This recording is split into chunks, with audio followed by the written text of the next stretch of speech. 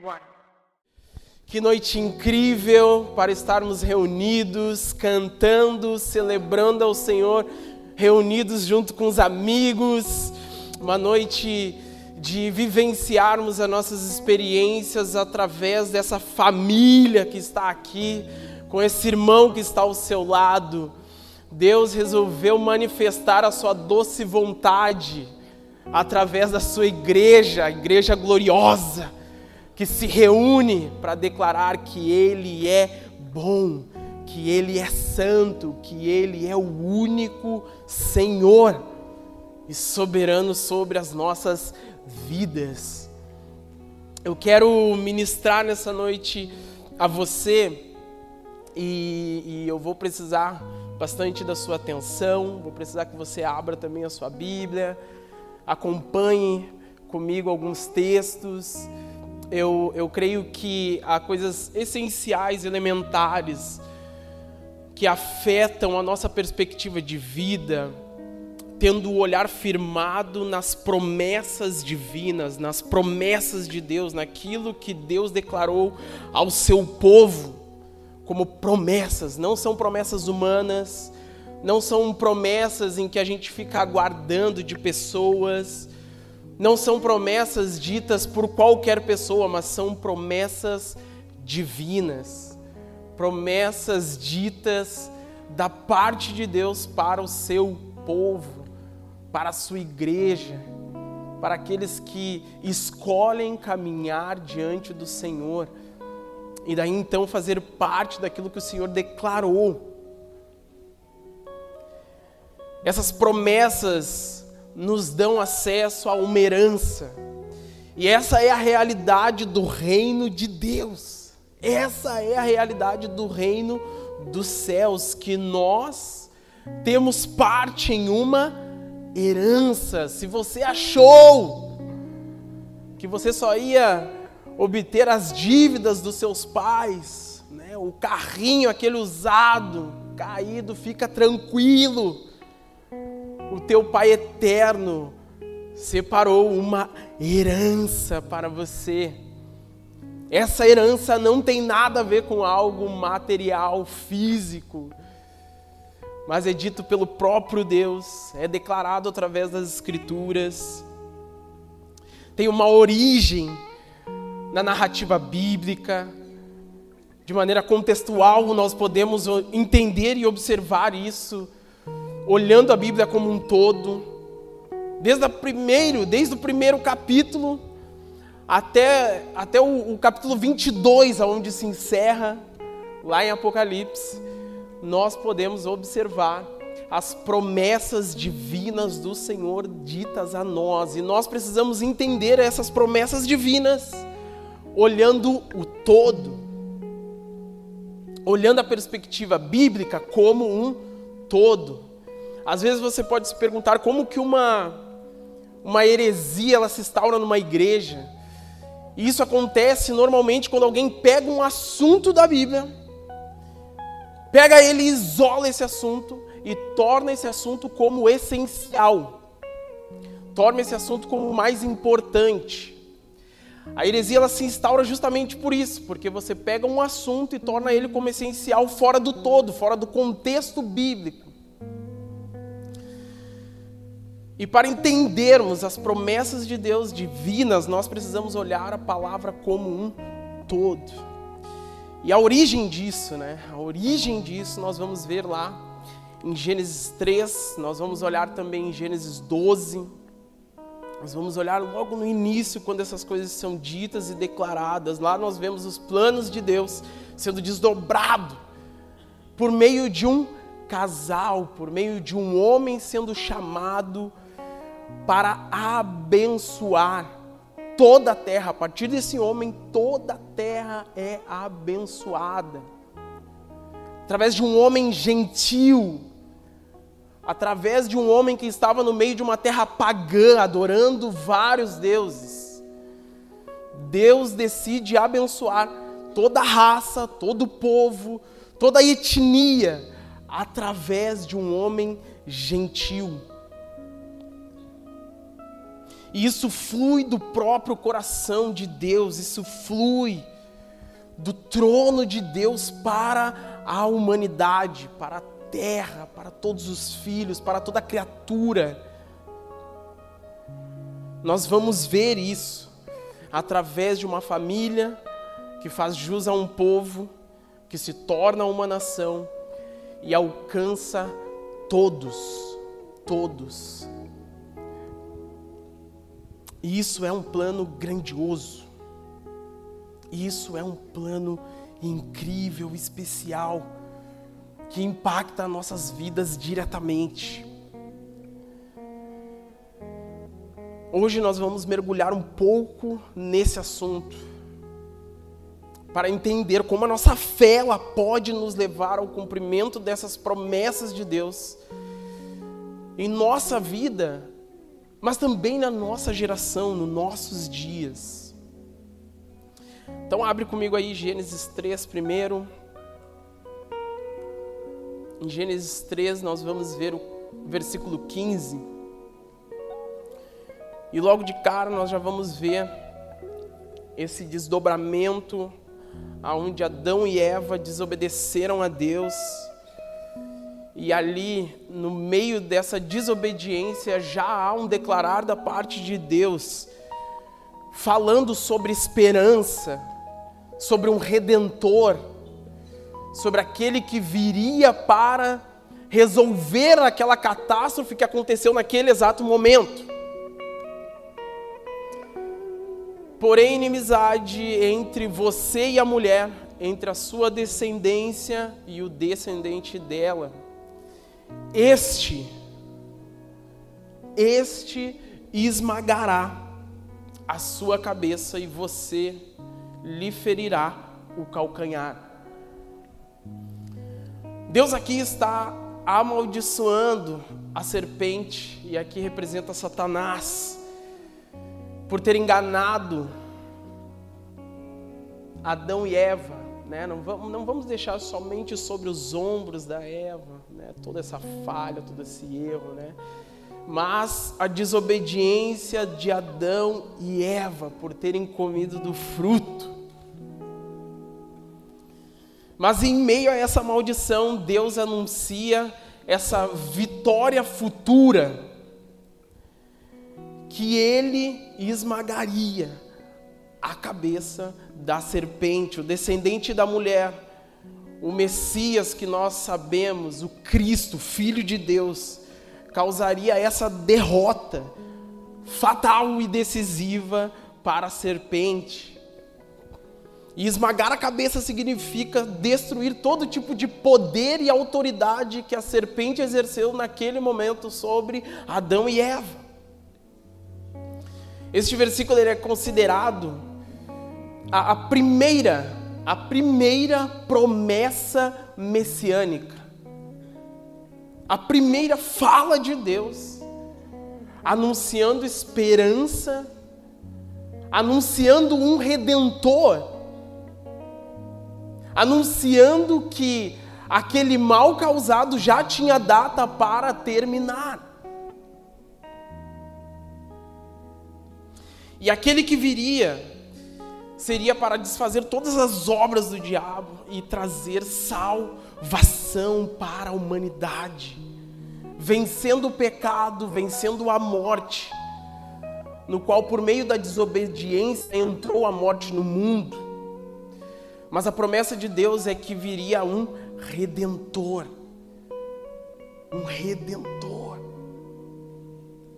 para resolver esse problema do pecado que o pecado causou. Vai comigo lá para Gênesis capítulo 12. E ali em Gênesis capítulo 12, no versículo do 1 ao 3, nós vamos ver esse ponto de partida significativo para nós. Porque ali é declarado essa aliança do próprio Deus com os homens. Uma aliança estabelecida do próprio Deus com a humanidade. Uma aliança estabelecida do próprio Deus com um homem, com um casal.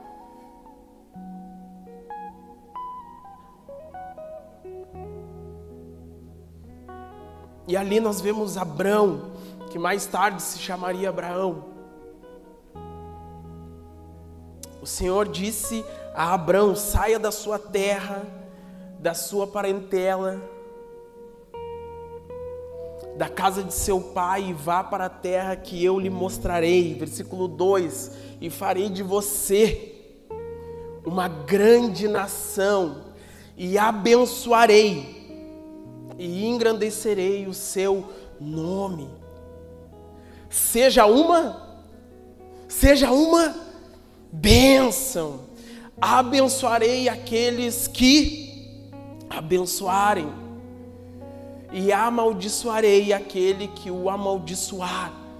Em você serão benditas uma família, 2, 3, todas as famílias da terra. Em você serão benditas todas as famílias da terra.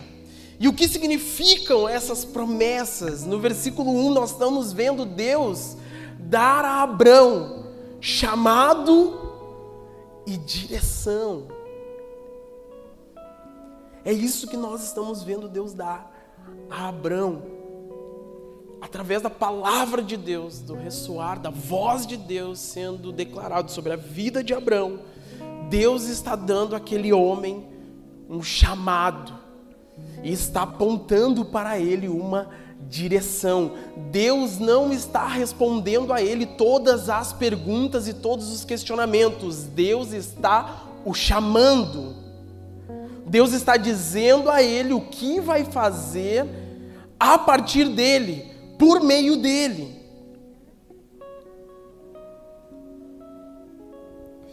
Essas promessas, é isso que nós vamos ver ali no versículo 2, essas promessas não são aleatórias, não são várias palavras que Deus está derramando e dizendo. Deus está sendo claro, Deus está sendo específico.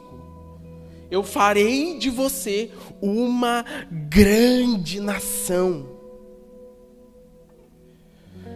É uma promessa de que a partir desse homem, muitos descendentes se tornariam um povo numeroso e poderoso. Deus está deixando claro a esse homem: eu o abençoarei. Deus não está derramando sobre ele algo que vai acontecer a partir de alguém, a partir de outro momento, de alguma situação, que ele tem que fazer algo. Não, Deus está deixando claro para ele: eu, o próprio Deus, vou te abençoar. Deus está dizendo a ele: e engrandecerei o seu nome. Deus está dizendo a ele que vai fazer dele uma figura de grande reputação, de grande importância na história. Mas sendo específico com ele também: seja uma bênção. Abraão não apenas receberiam bênçãos, mas se tornaria um canal de bênçãos para muitos. No versículo 3, Deus está deixando claro que todos serão abençoados por meio de Abraão. Todas as famílias serão abençoadas. E o compromisso de Deus a partir da vida desse homem está sendo que eu vou abençoar aqueles que te abençoarem.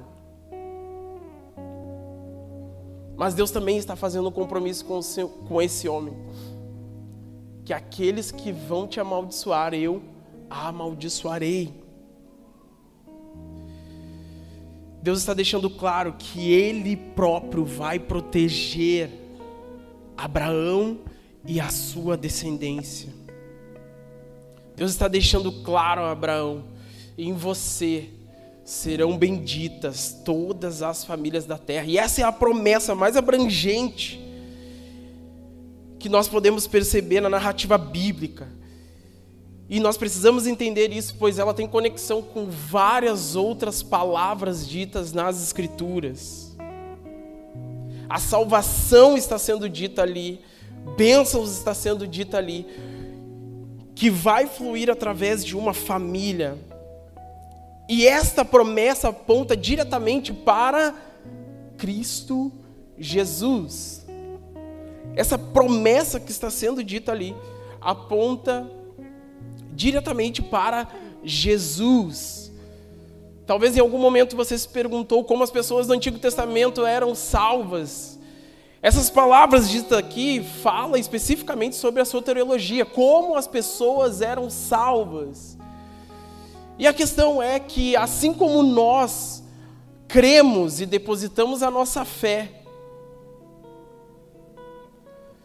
no Cristo que veio, as pessoas do Antigo Testamento eram salvas mediante a sua fé, a sua crença naquele que iria vir, no Cristo, no Messias que iria vir.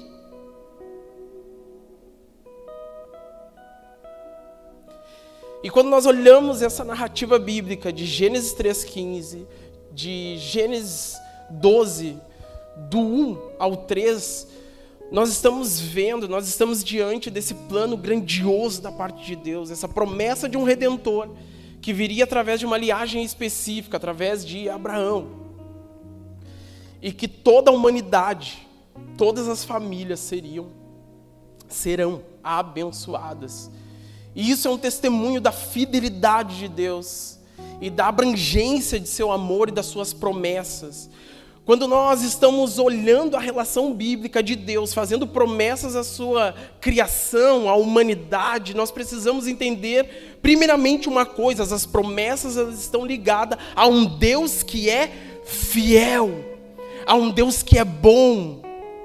A nossa herança de salvação, de um Redentor, não está ligado aos nossos feitos. O que Deus está deixando claro para Abraão não é que depende dele, da forma que ele vai viver. Deus não está declarando a Abraão que ele deveria mudar suas atitudes, seu jeito de agir, sua forma de pensar, para daí então todas as famílias serem abençoadas. Não. Deus está declarando promessas. Deus está derramando sobre ele promessas.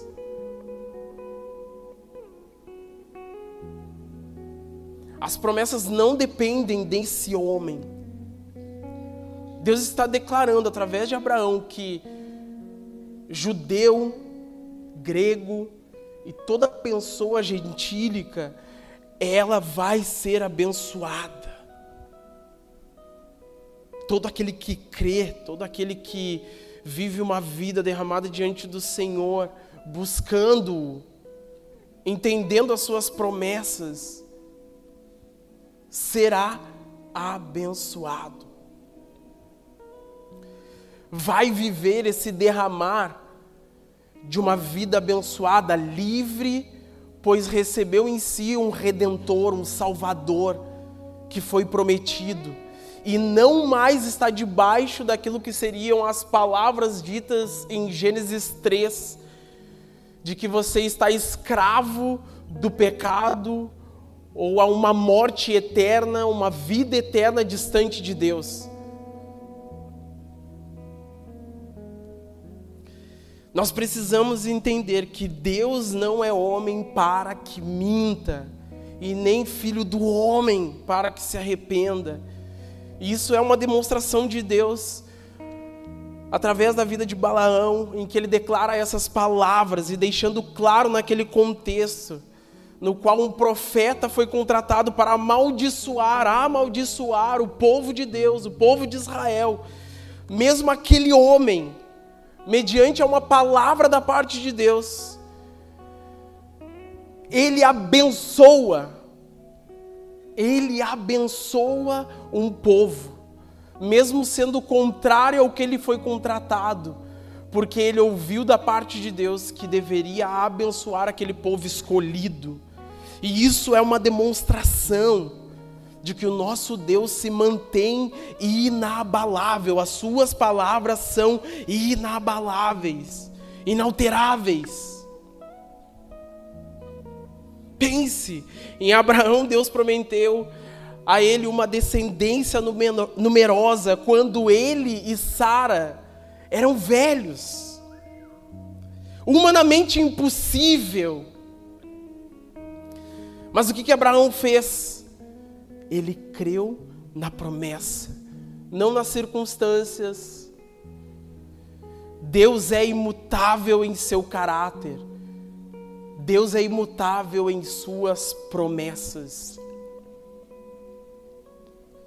Quando nós olhamos e observamos o Novo Testamento lá em Gênesis, lá em Gálatas 3, nós vamos ver o capítulo todo de Gálatas 3 falando sobre aqueles que vivem debaixo da lei no Antigo Testamento, mas que são ministrados a viverem uma nova aliança a partir de Cristo Jesus, também agora sendo parte das promessas divinas ditas a Abraão. E o convite ali em Gálatas 3 tem muito a ver com o reconhecer que Cristo é aquele que deveria vir, e a partir dele, nós também somos herdeiros dessas promessas ditas a Abraão.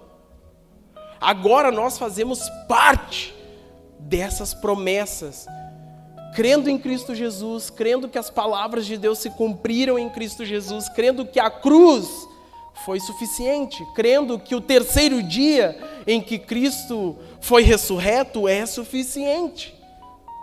Deus cumpriu as suas palavras. O Salvador veio. E Ele virá novamente para resgatar aqueles que estão presos em Jesus, fixos em Jesus, não mais debaixo de correntes do pecado, escravos do pecado, não, mas agora presos em Cristo Jesus, também fazem parte dessa promessa, no qual são herdeiros. E Gálatas 3:29 vai dizer: se sois de Cristo, então sois descendência de Abraão e herdeiros conforme a promessa dita aos profetas. A nós que estamos em Cristo também nos alcançam, temos um direito de herança. Quando você entende quem você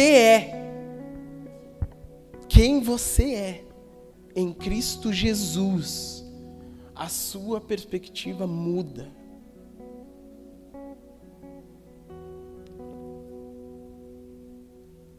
Quando você percebe quem você naturalmente é, ou nasceu para ser, e nós nascemos do pecado, mas nascemos falhos, nascemos errados, nascemos já pecando. Quando você percebe quem você é e entende tudo que a partir de Cristo você agora pode acessar, a sua perspectiva muda. O que eu quero dizer para você é, sabe, levante a cabeça e entenda que você é um filho amado. Sabe, você faz parte de um reino eterno, você não mais é escravo do pecado. Você tem acesso às promessas do Pai, a promessas eternas, a promessas divinas. Sabe, viva nesse lugar, nessa nova identidade que Cristo te permite viver, entendendo quem você é, entendendo talvez quem você era, quem você deixou de ser alguns anos atrás, entendendo aquilo que Cristo está fazendo na sua vida, entendendo aquilo que Cristo está te dando, está colocando ao seu redor, está fazendo você caminhar, tendo um novo olhar, uma nova mentalidade. Viver as promessas de Deus também requer obediência, também requer fé, entender a realidade do reino que é eterno, do reino dos céus, do reino do alto, do reino que vai se estabelecer na terra por completo, do reino que está por vir.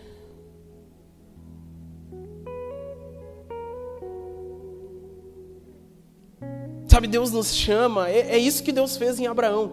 Deus estava chamando Abraão para viver uma fé que se move, que persiste, que sai do lugar, que vive mediante as palavras e direções que Deus, o próprio Deus, está dando. Esse é o chamado de Deus para Abraão, esse também é o chamado de Deus para nós.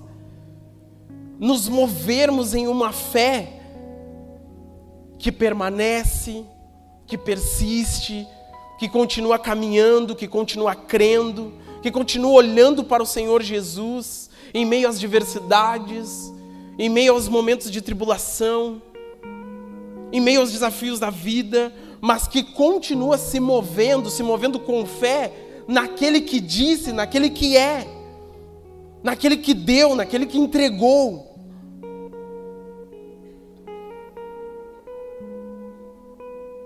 Hebreus 10, 23 vai dizer que guardemos firmemente a esperança da fé que professamos, pois podemos confiar que Deus cumprirá as suas promessas. E nesse contexto, isso significa acreditar em Deus, que Ele mesmo cumprirá as suas promessas, suas palavras. Significa confiar a Deus, confiar ao Senhor todos os aspectos da minha vida. Confiar ao Senhor na sua forma de ministrar, na sua forma de nos direcionar na nossa vida.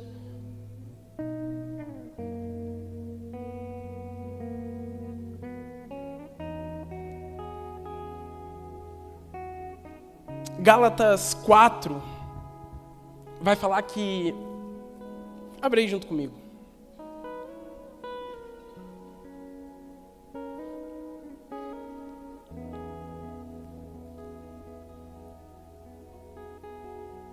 Gálatas 4, a partir do versículo 4.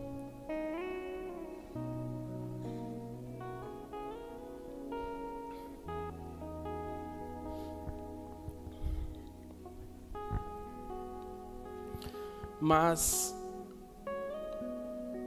quando chegou a plenitude do tempo, todos estão aí nesse mesmo versículo? Amém?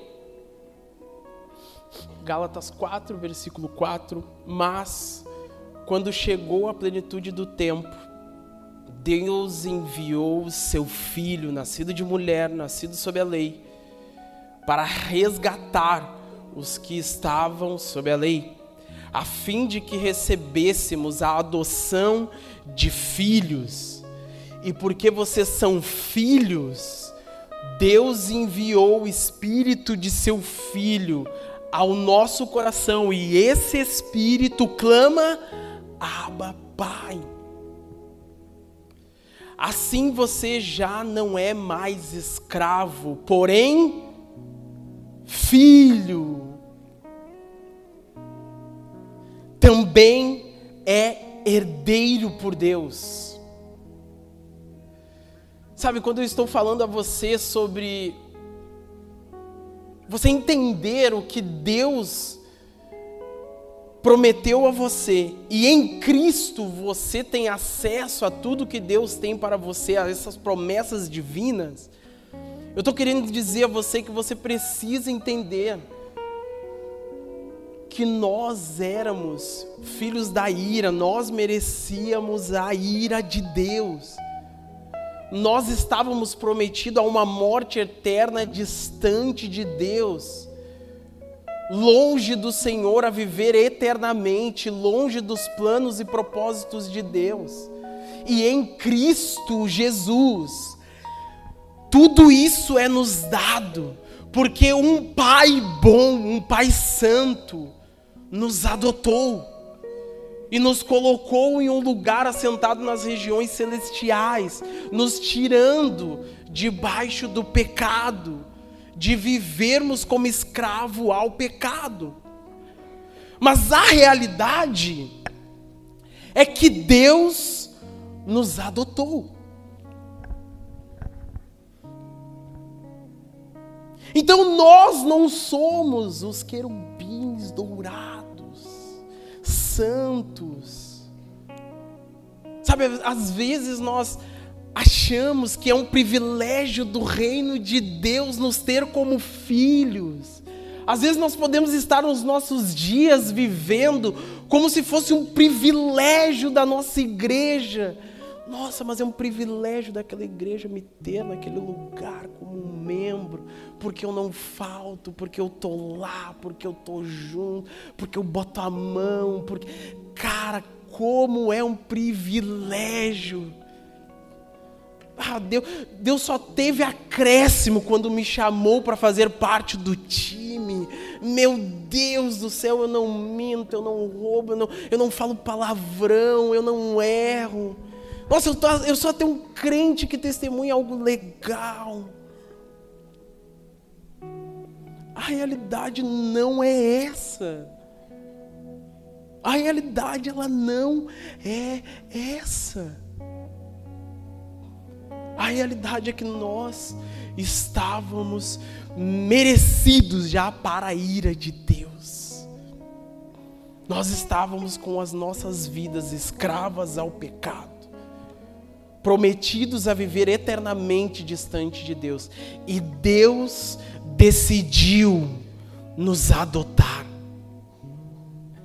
Deus decidiu nos adotar. Sabe, deixa eu compartilhar algo com você, que eu e a Fran, a gente tem entendido um pouco melhor. Eu não sei se você sabe, mas a realidade do processo de adoção de crianças é um processo bem burocrático. Eu e a Fran, antes de nos casarmos, a gente conversou sobre termos filhos biológicos, mas também termos a possibilidade de adotar. E isso sempre esteve no nosso coração e a gente sentiu da parte de Deus no ano passado de darmos esse passo. E aí, desde o início do ano, a gente tem...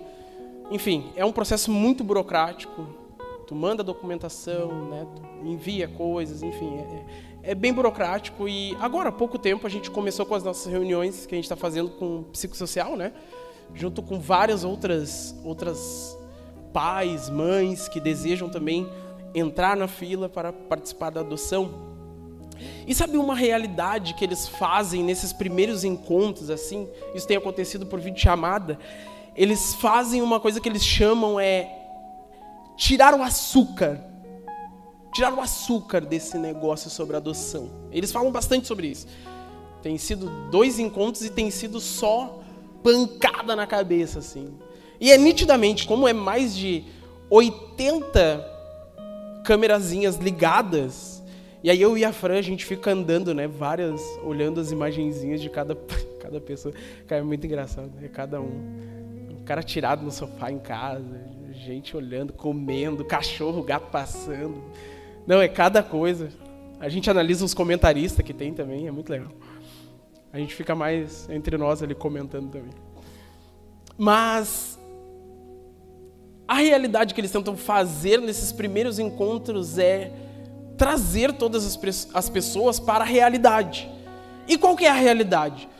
Todo o processo em que uma adoção está acontecendo, uma criança está chegando em uma família, um menino, uma menina, um adolescente, está chegando em uma família, parece lindo aquilo que está acontecendo, mas a realidade é que uma desgraça teve que acontecer.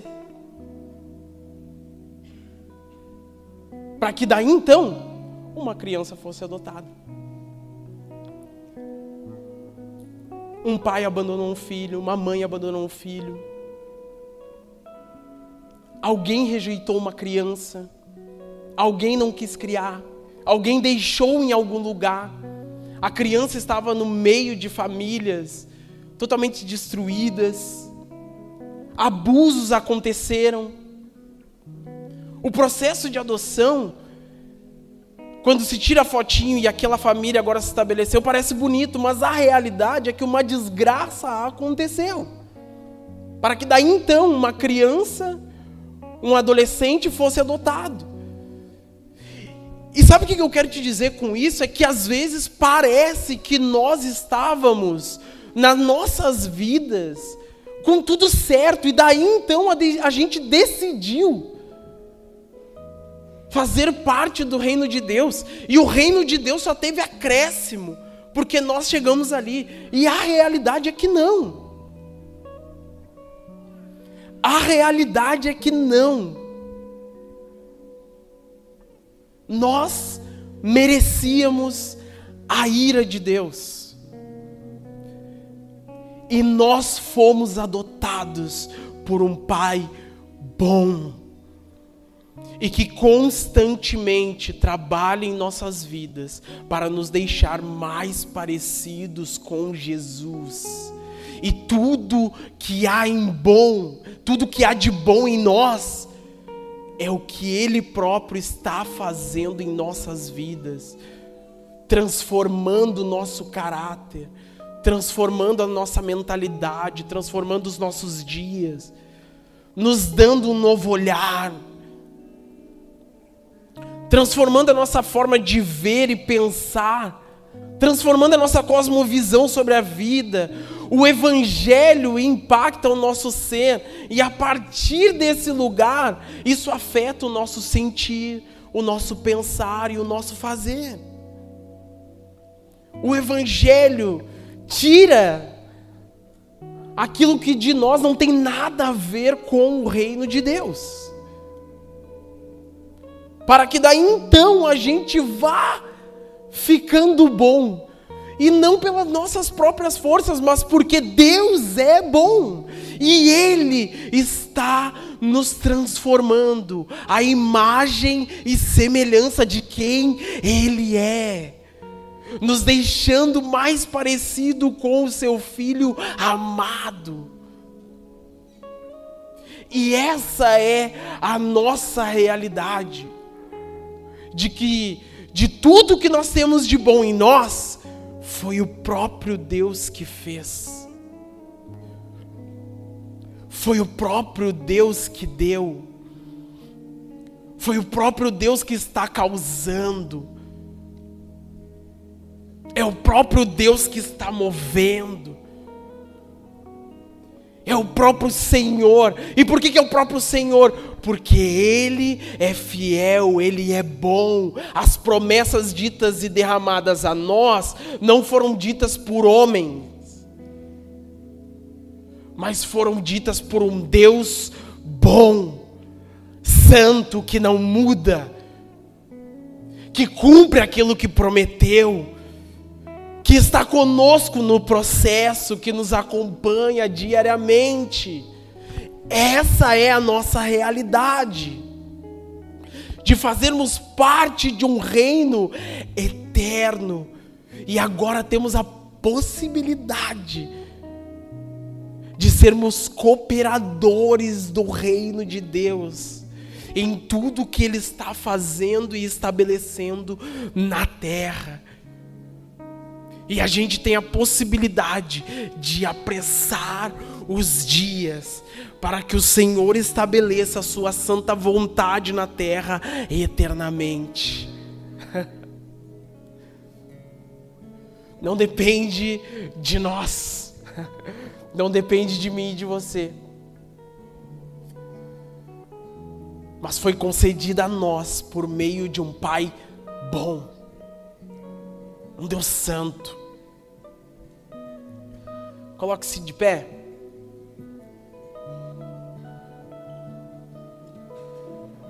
Eu tinha mais 4 páginas aqui, mas quando eu estou ministrando isso para você, tenho uma plena certeza, o primeiro a ser atingido por essa palavra sou eu, e eu creio que você, como um filho maduro no Senhor, cada vez mais caminhando em Jesus como igreja, vai necessitar se colocar nesse lugar. Qual lugar? Em que eu reconheço que não sou bom pelas minhas próprias forças. E é um lugar que você, como um filho maduro, precisa se jogar, sabe? Aos pés do Senhor. Eu me jogo lá, eu não sei qual é o convite, eu não sei se aconteceu algo sobre a minha vida, mas eu entendo o que o Senhor está fazendo e eu, como um filho maduro, me jogo aos pés do Senhor, porque reconheço que Ele continua sendo bom, Ele continua fazendo, Ele continua ministrando. Eu me movo em fé porque Ele continua fazendo as coisas que fluem a partir dEle, do trono dEle, da graça dEle, da bondade dEle. Flui de quem Ele é. As minhas forças são meras forças que vão em direção ao Senhor, mas que não tem um impacto gigantesco, simplesmente é uma fagulha comparada ao que Deus fez e faz. Eu sou um mero cooperador daquilo que Deus está fazendo. E para mim é uma honra e um privilégio fazer parte do que Deus está fazendo aqui em Gravataí, aqui na nossa igreja, aqui no nosso bairro. É um privilégio para mim estar num lugar onde só há escuridão e poder proclamar a luz de Deus.